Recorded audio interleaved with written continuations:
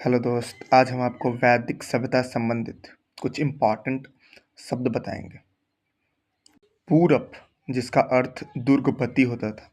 अस्पस, जनता की गतिविधियों को देख रेख करने वाला जो गुप्तचर होता था उसे अस्पस कहा जाता था। भागदूह, जो राजस्व एकत्र करने वाला अधिकारी होता था उसे भागदूह कहा जाता था। उग्र, अपराधियों को पकड़ने वाला जो अधिकारी होते थे उसे उग्र कहा जाता था। बाजपति, गोचर भूमि के अधिकारी को बाजपति कहा जाता था। वैदिक काल के प्रशासनिक इकाइयों में सबसे छोटा इकाई कुल था, उसके बाद ग्राम, उसके बाद विस, उसके बाद जन और उसके बाद राष्ट्र होता था। विस के जो अधिकारी होते थे उसे विस्पत्ति कहते थे।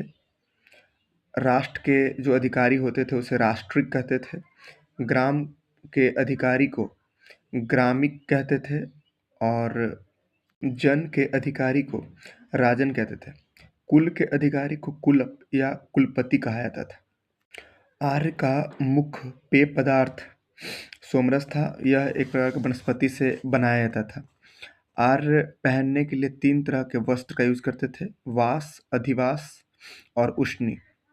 और अंदर पहनने वाले कपड़े को नीबी कहा जाता था। आर्य मनोरंजन के लिए संगीत, रथ दौड़, घुड़दौड़ और धूत क्रीड़ा करते थे। आर्यों का मुख्य व्यवसाय पशुपालन और कृषि था।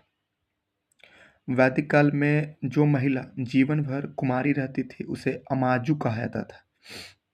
वैदिक काल में स्त्रियों के शिक्षा के बारे में जानकारी प्राप्त होता है। इस काल में स्त्रियां अपने पति के साथ यज्ञ में भाग लेती थी और बाल विवाह और पर्दा प्रथा का उल्लेख वैदिक काल में नहीं मिलता है। इस काल में विधवा अपने पति के मर जाने के बाद पति के छोटे भाई देवर से विवाह कर सकती थी। तो दोस्तों, इसी तरह के इम्पोर्टेंट वीडियो के लिए चैनल को सब्सक्राइब कर लें।